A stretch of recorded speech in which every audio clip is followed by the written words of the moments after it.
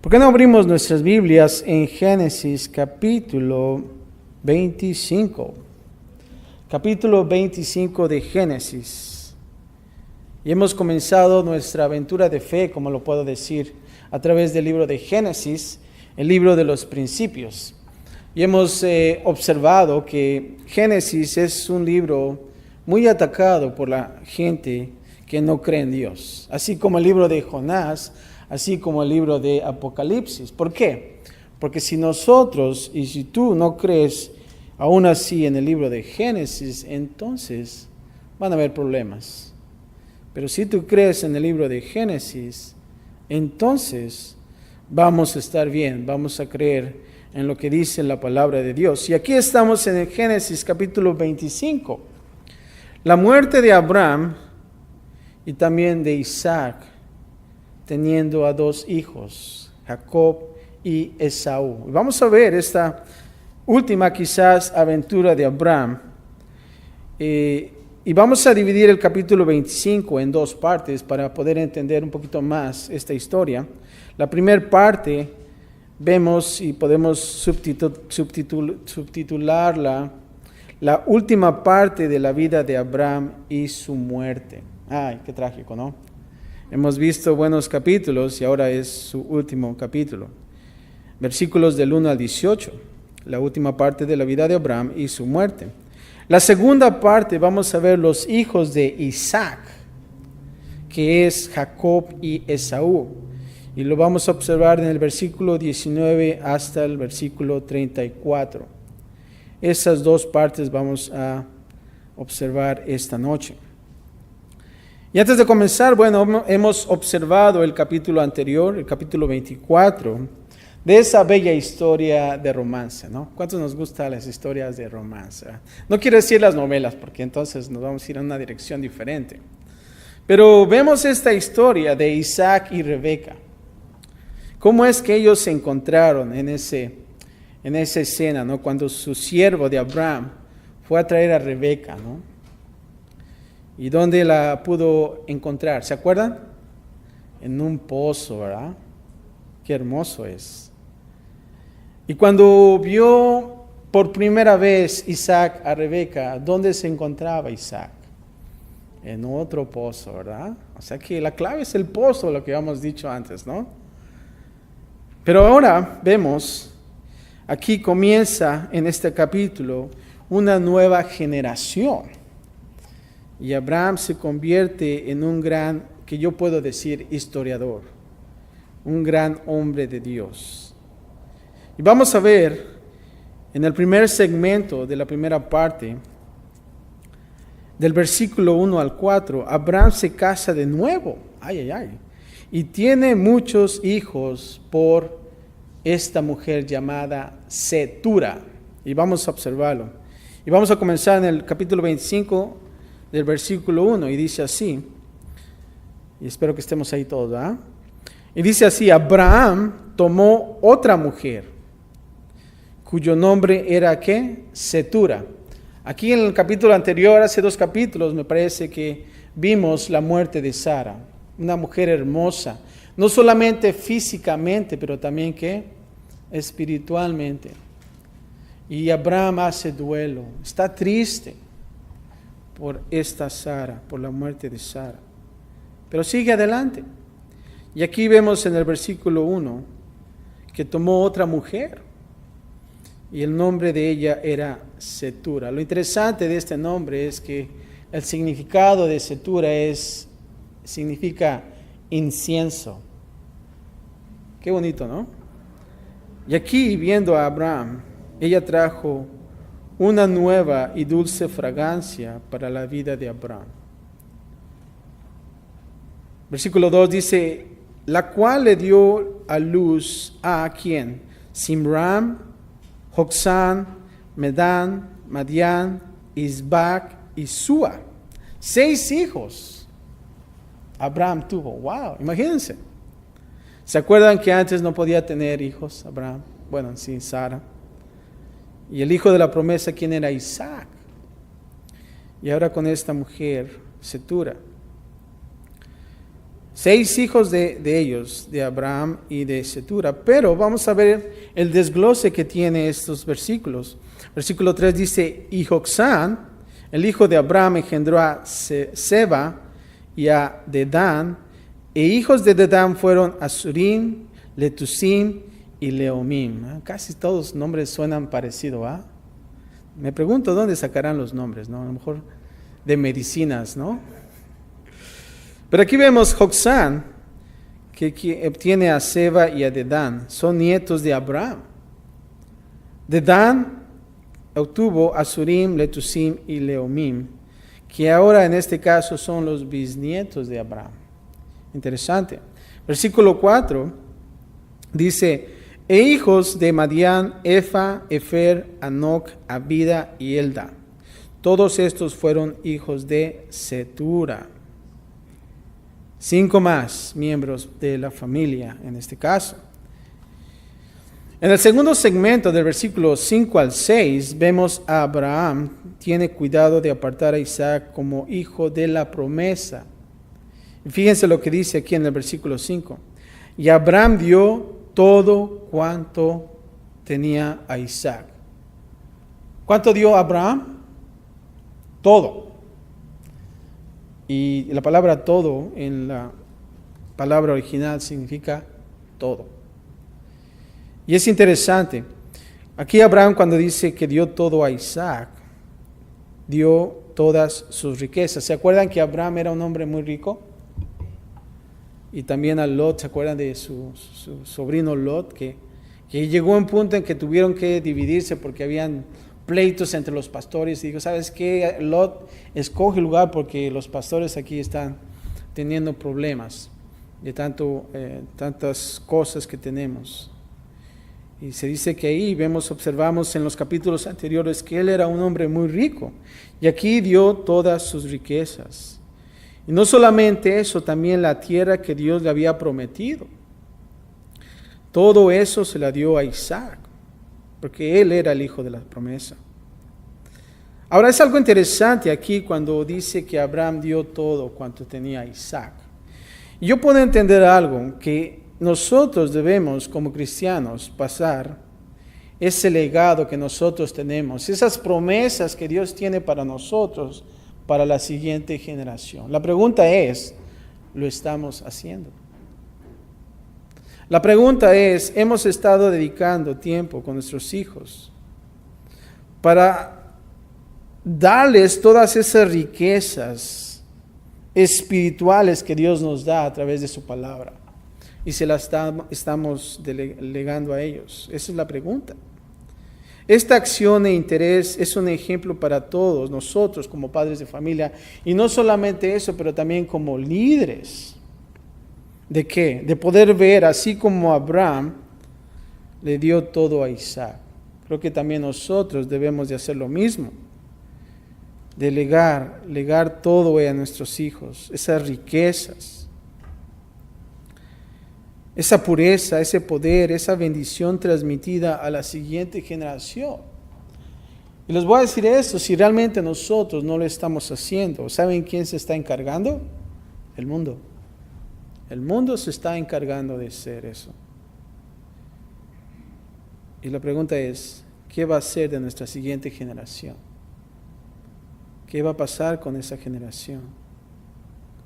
De no recibir esas riquezas. Versículo 6 dice, pero a los hijos de sus concubinas dio Abraham dones y los envió lejos de Isaac su hijo, mientras él vivía hacia el oriente, a la tierra oriental. Si se dan cuenta, él como que les dijo, ustedes a un lado, ¿no? Porque aquí está el hijo de la promesa. Ahora, me doy cuenta aquí, así como Setura, ¿se acuerdan de la mujer Agar, de la sierva egipcia, que tuvo un hijo también de Abraham, ¿se acuerdan? Que Sara quiso ayudarle a Dios, y le dijo, ¿sabes qué? Pues, ¿por qué no te llegas a Agar?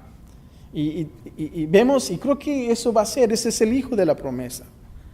Y ellos no consultaron con Dios, ¿y qué pasó? Hay ahí un error muy grande que hasta la fecha estamos viendo los problemones. Pero aquí dice, Setura, así como Agar, era una concubina. La condición de ella y sus hijos era inferior a la de Sara e Isaac, porque Dios tenía un plan especial para ellos, Sara e Isaac. Por eso Abraham les dio dones. Ahora, puedes decir, bueno, ¿qué son dones? No son donas, ¿eh? No son donas que venden allá afuera. Pero lo más probable, el dones, es que fueran una herencia suficiente como para que cada uno estableciera su propio ganado lanar o su propio ganado vacuno, ¿no? Ganado lanar, que son las ovejitas, ¿no? Las vacas y todas esas cosas. Eso fue. Abraham dio lo suficiente para esas personas. El tercer segmento del versículo 7 al 11, vamos a ver la muerte de Abraham y su sepultura. Versículo 7 dice, y estos fueron los días que vivió Abraham. ¿Cuántos años? 175 años. ¿Cuántos quieren vivir esa edad? 175 años. Creo que ya no hay hasta la fecha. ¿Eh? Solo Elías, creo. ¿Cuántos años? 175 años. Abraham vivió 37 años más después de la muerte de Sara.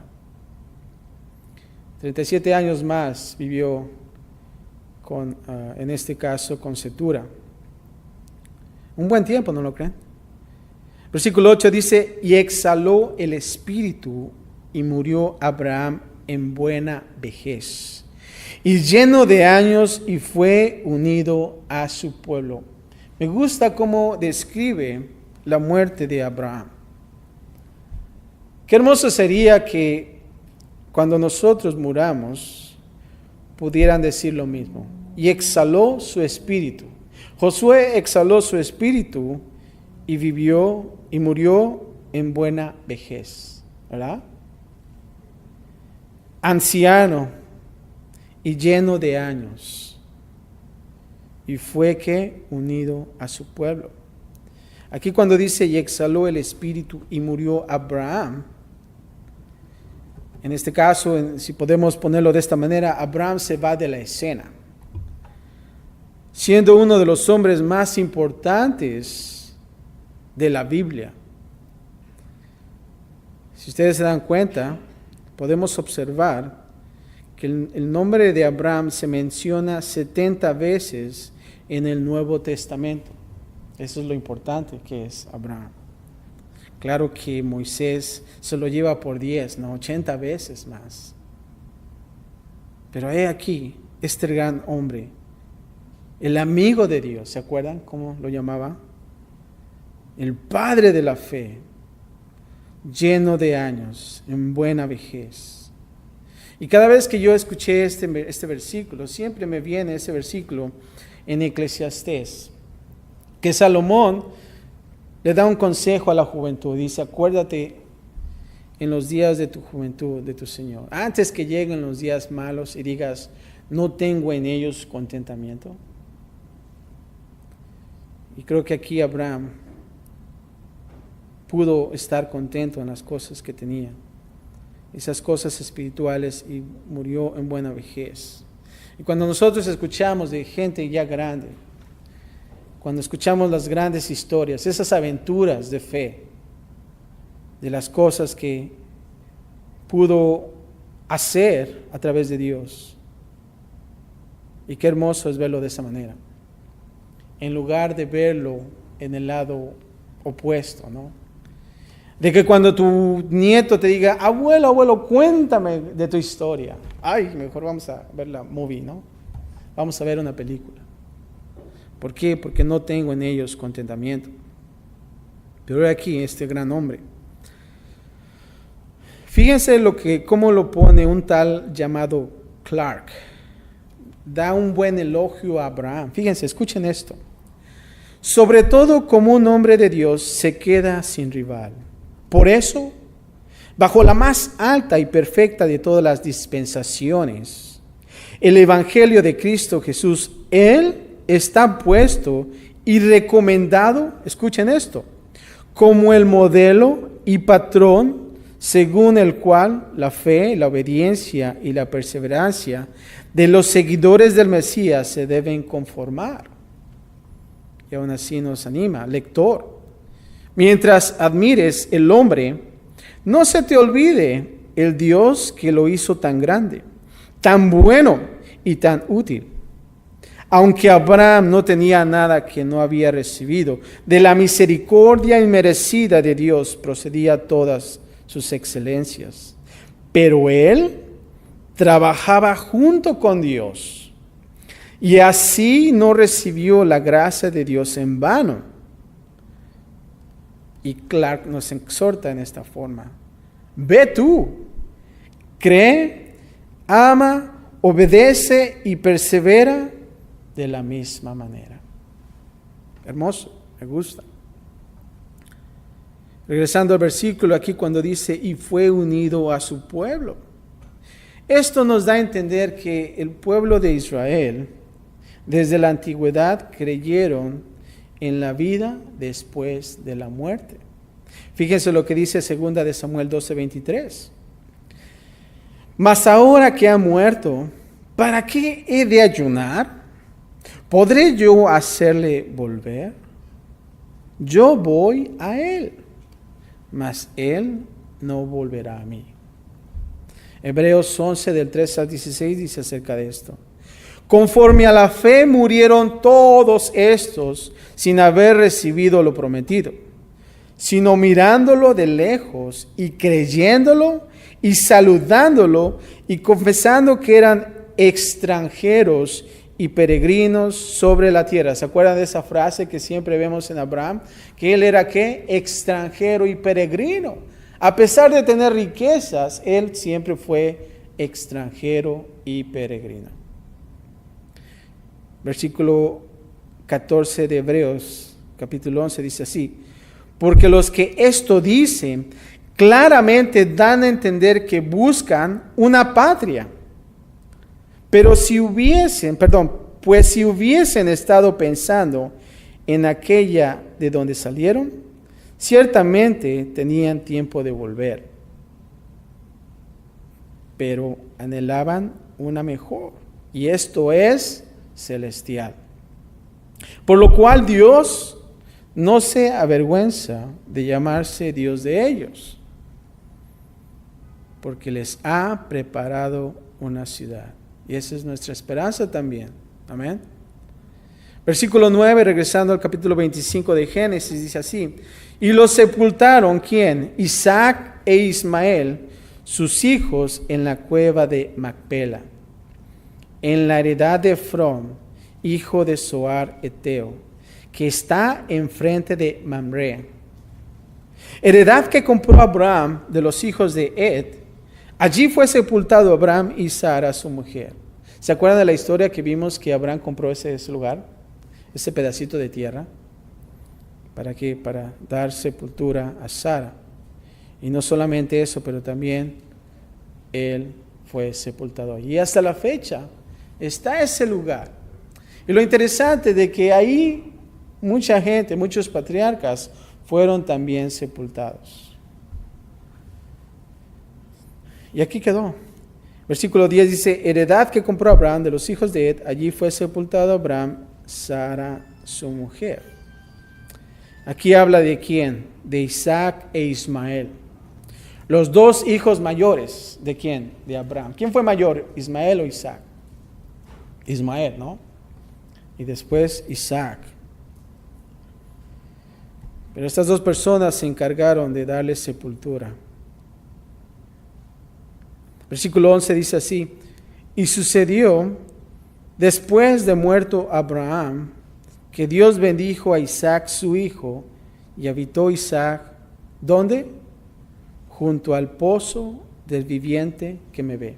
Ese lugar fue donde conoció a quién, a Rebeca, ¿no? ¿Se acuerdan? Fíjense, se quedó ahí. Eso es bonito. Y más el significado que tiene este pozo, del viviente que me ve. Dios nos ve. Él no se olvida de nosotros. A pesar que estás tú ahí llorando muy fuerte: Señor, ya te olvidaste de mí, pobre de mí. No, Él nunca se olvida de ti. Y aquí vemos el legado que ha sido transmitido de Abraham, ahora ¿a quién? A Isaac. Abraham ahora está fuera de la escena, pero ahora sigue Isaac. El cuarto segmento, del versículo 12 al 18, vamos a observar la vida y descendencia, no de Isaac, de Ismael. ¿Se acuerdan de Ismael? Que aún así Dios también le prometió que iba a tener una gran descendencia. Fíjense lo que dice aquí, versículo 12, y sucedió. He aquí lo que Dios le dijo a Ismael y a Agar, esto se cumple.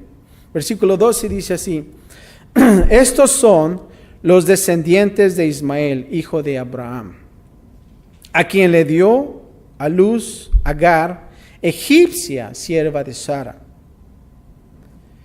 Estos, pues, son los nombres de los hijos de Ismael, nombrados en el orden de su nacimiento.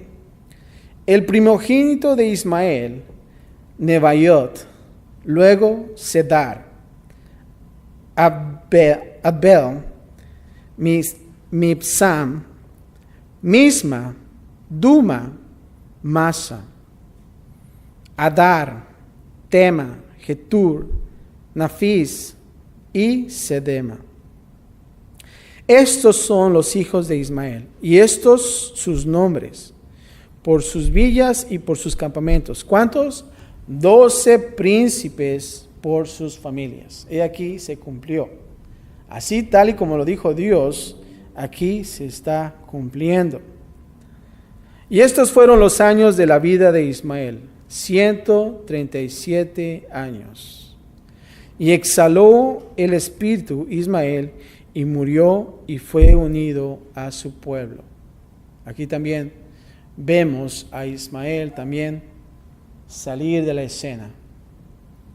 Engendró estas 12 familias y aquí también vemos la muerte de Ismael. La segunda parte de este capítulo la vamos a observar del versículo 19 al 34. Los hijos de Isaac, que son Jacob y Esaú.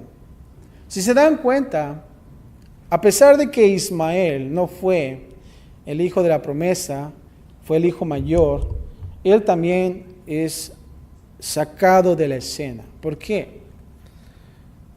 Porque Dios desde el principio, Él había prometido un hijo a Abraham, y este fue Isaac. Y aquí vemos la continuación. Dios continúa en su plan. Y vamos a observarlo. Vamos a ver el primer segmento, del 19 al 26. Vemos la concepción y nacimiento de Jacob y Esaú. Y fíjense, estos son, versículo 19, los descendientes de Isaac, hijo de Abraham. Abraham engendró a Isaac, eso ya lo sabemos, y era Isaac de 40 años cuando tomó por mujer a Rebeca. Imagínate, 40 años. Pues no estaba tan joven, ¿no? Ya tenía sus añitos por ahí. 40 años.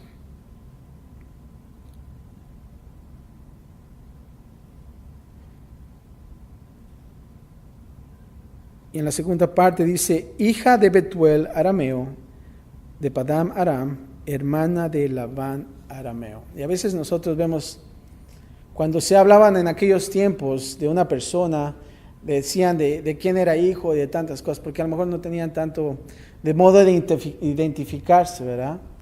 Y ellos se podían identificar de esta manera. Versículo 21 dice así, y oró Isaac a Jehová por su mujer. Qué hermoso es, ¿no? El esposo orando por su mujer, que era ¿qué? Estéril. Y lo aceptó Jehová, y concibió Rebeca, su mujer. Y aquí vemos, cuando dice que oró Isaac por Rebeca porque era estéril, Vemos que aún así el hijo de la promesa no viene fácilmente la promesa, sino que también viene a través de la oración y esperar. ¿Se acuerdan qué le pasó a Abraham también? Abraham también tuvo que esperar por casi 25 años. Y ahora también vemos a Isaac. Pero las oraciones de un marido por su esposa tienen un poder especial. Versículo 22 dice así: y los hijos luchaban dentro de ella. Y dijo: si es así, ¿para qué vivo yo? Y fue a consultar a Jehová. Es algo interesante que, si te das cuenta, vemos la diferencia de Sara y Abraham. Si se dan cuenta, aquí observamos que primeramente Isaac está en oración. ¿Y qué está haciendo Rebeca? Consultando con Jehová, ¿verdad? Y creo que es bueno que nosotros aprendamos de esa manera, de no hacer las cosas por nuestra propia lógica o porque yo sé cómo se hacen las cosas, sino que nosotros debemos de aprender de esto. Así como el gran líder Isaac oró, y así como Rebeca también consultó con Jehová. Mientras buscaba aquí, observamos Rebeca a Dios. Jehová le habló cuanto a los hijos que estaban en su vientre. Y esto es en relación con la palabra eterna de Dios. Dios nos da aún un don único para escuchar perfectamente su palabra. Y eso es, nosotros como cristianos tenemos la palabra de Dios. Y nosotros debemos de la misma manera consultar con ella. Ese es nuestro manual. Y fíjense lo que dice el versículo 23. Y le respondió Jehová. O sea que si yo oro y si yo veo, observo, leo la palabra de Dios, ¿saben qué va a pasar? Dios nos va a ¿qué? A contestar. Y aquí está. ¿Y qué dice? ¿Y qué respondió Jehová? Cuando tú escuchas en la Biblia, y Jehová dijo, es bueno que realmente nuestras orejitas se paren así, bien puestas, porque cuando dice Dios algo, híjoles, es directamente. No hay intercesores, Él va directo a las cosas. Y fíjense lo que dice aquí Jehová. 2 naciones hay en tu seno, y 2 pueblos serán divididos desde tus entrañas.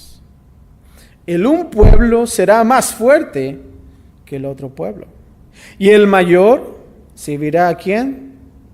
Al menor. Aquí cuando dice 2 naciones hay en tu seno, o sea que ella va a tener que gemelitos, ¿no? ¿Cuántos de nosotros hemos tenido gemelitos o hemos visto gemelitos? Y aquí dice, y es fácil de entender, ambos de los gemelos serán padres de una nación. Y como dice aquí, uno será más grande que el otro, y el menor será más grande que el mayor. Eso es algo diferente.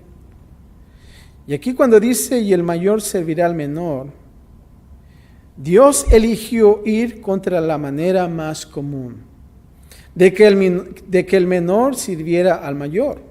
Eso no era lo que realmente era normal, si lo podemos decir en aquellos tiempos. Fíjense lo que dice Romanos 9, del 10 al 13.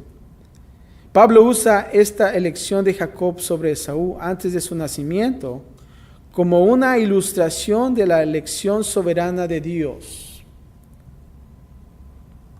La elección de Dios de Isaac en vez de Ismael no parece más lógico. Aún así, su elección entre Jacob y Esaú en cuanto a cuál sería el heredero del pacto de salvación de Dios es igual de válido, aunque parece no tener tanto sentido. Pablo señala que la elección de Dios no se basaba en las acciones de Jacob o de Esaú. No se trataba de que quién se portaba mejor o quién no se portaba mejor. No eso era. Esa elección no fue así de Dios. Dios anunció estas intenciones a Rebeca antes de que nacieran los niños. Es importante que nosotros observemos esto. Antes de que nacieron esos niños, Dios ya tenía esa decisión.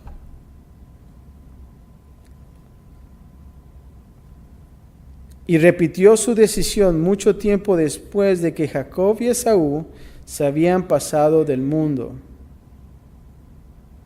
Fíjense lo que dice Malaquías 1, 2 y 3.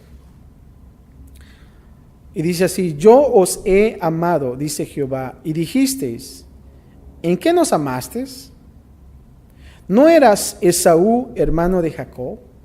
Dice Jehová, y amé a Jacob, y a Esaú aborrecí, y convertí sus montes en desolación, y abandoné su heredad por los chacales del desierto. Y viene esta pregunta, fíjense. ¿Es justo que Dios ama a uno y odiar a otro? ¿Escoger uno y no al otro antes de que nacen? Y cuando tú estás leyendo esta historia, siempre se te viene a la mente, ¿por qué? Cuando yo la leí por primera vez este pasaje, dije, se me hizo un poco difícil de entenderlo. De poder entender esta historia, que humanamente podríamos decir, es injusto. Debemos tomar el amor y el odio de que aquí habla Dios como teniendo que ver con su propósito en escoger una para ser el heredero del pacto de Abraham. En este sentido, la preferencia de Dios se podría tomar como una muestra de amor hacia Jacob y odio hacia Esaú. Ahora, la idea real que está aquí es más que aceptar y rechazar, como nosotros podemos entender. Si podemos poner en estas palabras, como dice aquí en la escritura, amar y odiar. Pero encontré esta frase interesante de un ministro de Dios llamado Spurgeon. Y fíjense lo que dijo esta historia. Una mujer dijo una vez al señor Spurgeon, un ministro de Dios: no puedo entender por qué Dios diría que odiaba a Esaú. No lo puedo entender. ¿Por qué Dios dijo eso? Contestó Spurgeon: no es lo que se me hace difícil, señora. Mi problema es entender cómo Dios podría amar a Jacob. ¿Cómo Dios podría amar a Jacob? Y más adelante vamos a entender un poco mejor esta historia. Nuestro gran error es considerar las elecciones de Dios en pensar que Dios escoge por razones arbitrarias, como si fuera alguien que escogería al azar. ¿Se acuerdan cuando ustedes jugaban a los partidos de soccer? Y empezaban ahí, o cuando no conocías a alguien, pues tú lo veías por su físico, pues se ve fuerte, ¿no? Pues tú. Y al pobre gordito nos dejaban ahí solitos en la banca, ¿no? Y y tengo mis zapatos nuevos, ¿no? Y ni siquiera. Y ya el último, pues yo me lo llevo, ¿no? Y todavía te ponían en la banca, ¿no? Y a veces te agarraban al azar. Pero no era así. Y eso es nosotros como lo podemos ver en este versículo. Pero más adelante vamos a entender. Versículo 24 del capítulo 25 de Génesis dice así: cuando se cumplieron sus días para dar a luz, he aquí había gemelos en su vientre. He aquí ya están sucediendo las cosas. La verdad de la promesa que no se podía ver, pero ahora sí se ve. Versículo 25 dice: y salió el primero, rubio, un güerito, ¿no? Y era todo velludo, como una pelliza. Y llamaron su nombre, ¿qué? Esaú. O sea que Esaú estaba velludín, ¿no? Estaba velludo. Versículo 26 dice así: después salió su hermano, trabada su mano al calcañar de Esaú. En este caso, otras traducciones dicen el tobillo de Esaú. Y fue llamado su nombre Jacob. Y era Isaac de edad de 60 años cuando ella los dio a luz. Imagínense, también estaba grande ya. Ahora aquí, cuando nosotros vemos a Esaú, se refiere al primogénito que era velludo, y a Jacob se refiere a la manera que el segundo nacido se sujetó del tobillo de su hermano. Ahora, es interesante acerca de Jacob, cuando vemos la frase que él se sujetó al tobillo de su hermano. En aquellos días, si tú escuchabas esa frase, quería decir que la persona era una persona tramposa, una persona estafadora, un bribón, no era un cumplidor. Imagínense. Quizás ese era el concepto que tenían con este Jacob. Y vemos aquí también, aún así pasaron unos 20 años antes de que tuvieron hijos. Oró Isaac y después su oración fue contestada 20 años después. Mi pregunta es, ¿cuándo fue la última vez que oraste y todavía estás orando? ¿Y cuánto tiempo te está tomando? ¿21 años? ¿25 años? ¿30 años? A veces nosotros nos esperamos cuando ya son 2 días, ¿no? O cuando abrimos nuestros ojos, ¡ay! Hasta con Dios. Cuando nosotros queremos orar, ya queremos cuando abra mis ojos, ya quiero verlo ahí enfrente, ¿no? Queremos que Dios conteste de esa manera. Pero ¿sabes qué? Dios te dice, espera. En el segundo segmento del versículo 27 al 28, vamos a ver los caracteres diferentes de Jacob y Esaú. 2 gemelos, pero 2 caracteres diferentes. Versículo 27 dice así: y crecieron los niños, y Esaú fue diestro en la casa. Ay, qué hermoso, ¿no? Ahora, no quiere decir que fue diestro en la casa haciendo, trapeando y lavando los trastes. No es la casa del hogar. Es la casa de cazar animales, ¿no? Hombre del campo. Pero Jacob era varón quieto que habitaba en tiendas. Y tampoco quiere decir que andaba ahí en las tiendas comprando ropa y cosas así, ¿no? No malentiendan eso, ¿verdad? Porque ya saliendo de aquí, no, tengo que ser como Esaú, diestro en la casa, ¿no? El hombre ahí, ¿no? Y la mujer, vamos a ser como Jacob, ¿no? En las tiendas tengo que estar. No.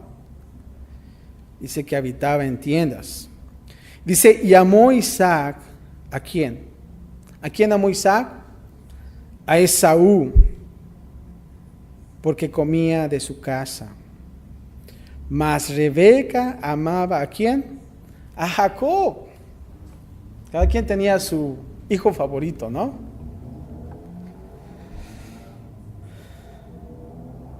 Vemos aquí 2 personas totalmente diferentes en su personalidad y también en gustos. Ahora, aquí cuando dice que Jacob era varón quieto, la palabra hebrea para quieto lleva el sentido de completo, una persona completa. Y es muy interesante y es muy importante que nosotros aprendamos de esto.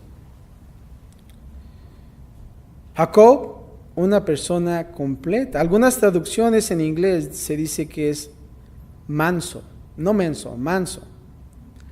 La palabra hebrea aquí en manso se usa también con Job. En Job 1:8 dice, y Jehová dijo a Satanás, ¿no has considerado a mi siervo Job, que no hay otro como él en la tierra? Varón perfecto y recto, temeroso de Dios y apartado del mal. Interesante, ¿no? ¿Cómo es que se menciona aquí de Job? Y de la misma manera aquí observamos a Jacob, esa persona quieta, esa persona completa. El tercer segmento vemos 29 al 34, Esaú vende su primogenitura a Jacob. Versículo 29 dice así, y guisó Jacob un potaje, y volviendo Esaú del campo, cansado, dijo a Jacob, te ruego que me des a comer de ese guiso rojo, pues estoy muy cansado. Por tanto, fue llamado su nombre Edom. Ahora, siempre creo más que pasa con los hombres, ¿no? Cuando llegan de trabajar, ¿qué es lo que quieren? ¿Qué es lo primero que piden? ¿Qué hiciste de comer, no? O cosas así. O vienes así como una cara de fuchi, ¿no? A veces veo en los comerciales de los sneakers, de los chocolates esos que venden aquí, ¿no? Y todo, a veces yo me siento, yo también soy así, ¿no? Me confieso. Pero vienen así enojados, ¿no? Y estoy enojado y yo quiero comer. Ya después de la comida ya pienso mejor. Thank you, Lord. Gracias, Dios, por esto.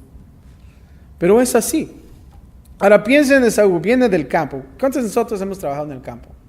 Yo trabajé en el campo, hasta me dio calentura una vez más. Pero es duro, es difícil trabajar en el campo. Estar sudando ahí, ¿no? Cansado también. Y como cristiano hasta cantas, cansado del camino, ¿no? Estás ahí, ¿no? Y llega aquí a Esaú. ¿Y qué es lo que hace?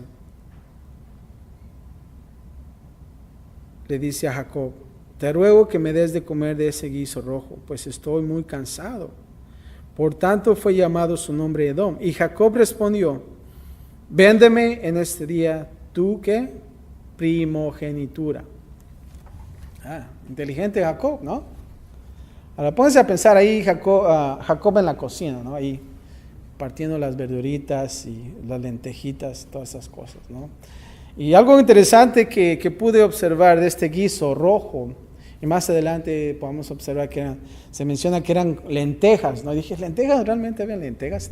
Si realmente era ese lo que significaban las lentejas, ¿no? ¿Cuántos nos gustan las lentejas? A mí más o menos, ¿no? Solamente si le pones tocino ahí toda la cosa, bueno, está mejor. Pero dije, lentejas, pues para vender una primogenitura es algo tan valioso que ahorita lo vamos a ver. Pero viendo ese guiso dije, pues no está tan apetitoso como se digamos, así como lo puedo observar. Pero yendo un poquito más adelante vimos que, y se dice que en aquellos entonces este guiso rojo era como las lentejas con sus verduritas, pero lo más que me agradó cuando dije, eso está suave, no me gusta, lo voy a hacer también, ¿no? Es que le echaban borrego, piezas de borrego, de carne. Dije, está interesante eso, ¿no? A mí me gusta mucho el borrego. Y entonces dije, con razón, se dio Esaú su primogenitura, ¿no?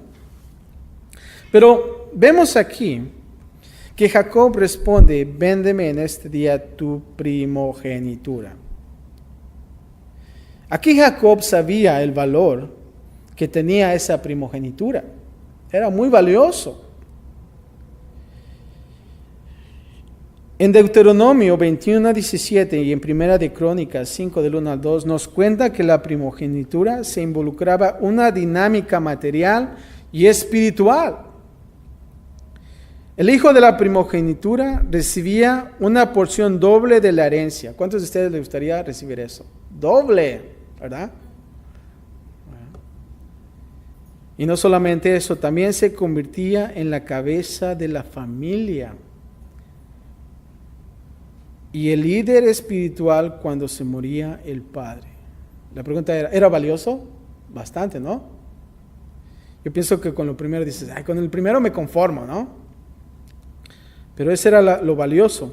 En el caso de esta familia, la primogenitura, si nosotros lo vemos humanamente, determinaba que heredaría el pacto de Dios hizo con Abraham, sería con quien, supuestamente si lo dejamos y llevar así como se establecía que el hijo mayor, en este caso sería Esaú, pero no fue como Dios lo dijo de esta manera, desde antes.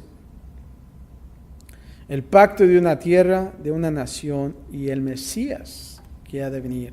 Versículo 32 dice así: entonces dijo Esaú: he aquí, yo me voy a morir. ¿Para qué pues me servirá la primogenitura?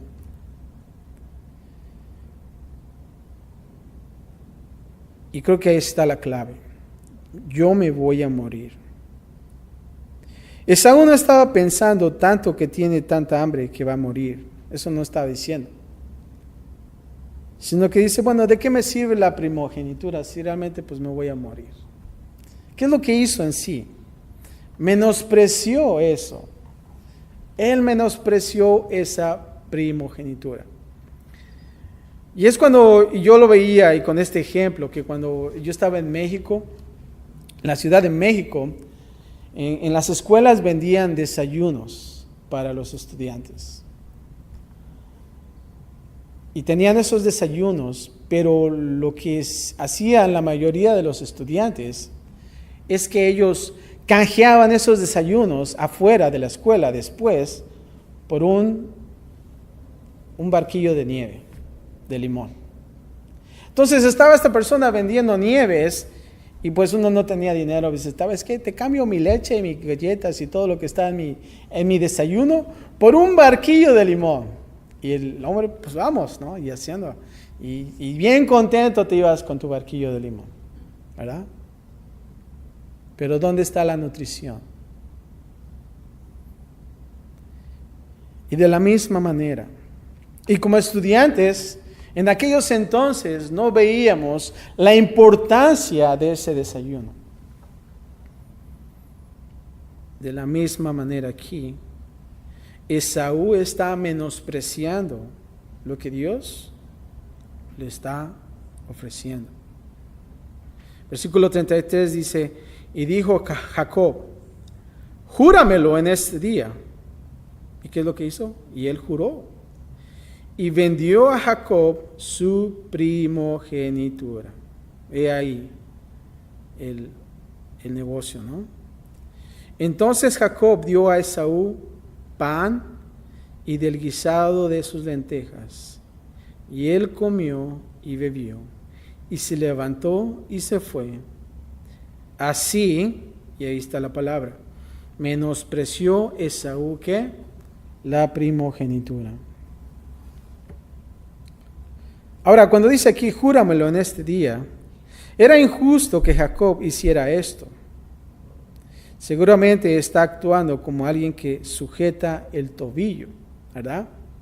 Cuando tú quieres detener a alguien, ¿qué haces? Lo agarras del codo. Júramelo, ¿no?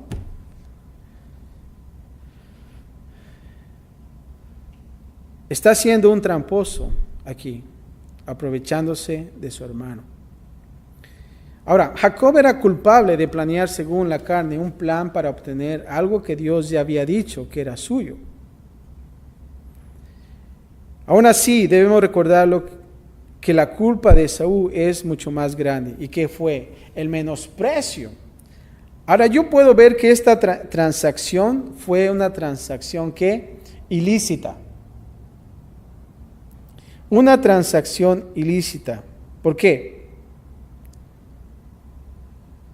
Porque Jacob estaba comprando algo que ya era suyo. Eso fue. ¿Cuántos de ustedes han comprado algo que ya es de ustedes? Nadie, ¿verdad? ¿Por qué tengo que comprarla si es mía? Y Esaú estaba vendiendo algo que no le pertenecía. Ahí vemos la perspectiva diferente. ¿Sí lo ven? Y aquí dice que él vendió a Jacob mi primogenitura. Ahora, la pregunta es, ¿por qué la vendió Esaú? La historia nos muestra que los hombres, y escucha esto muy cuidadosamente, que los hombres prefieren ilusiones en vez de la realidad.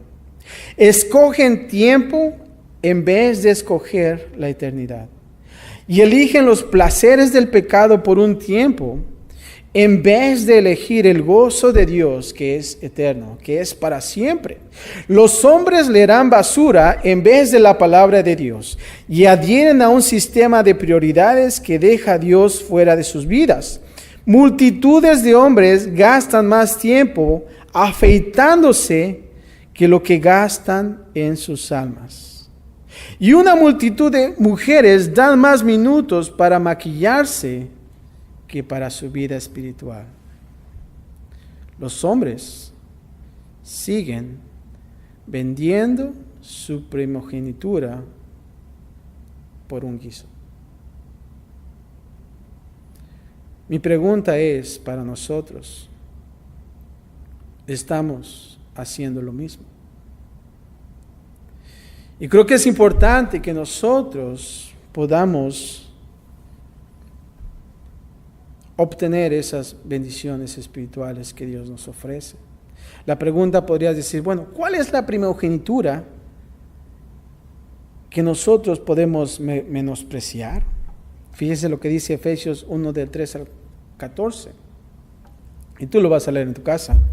Pero aquí nos muestra que un tesoro de riquezas es nuestra primogenitura en Cristo Jesús. Y escucha esto, ¿qué es la primogenitura?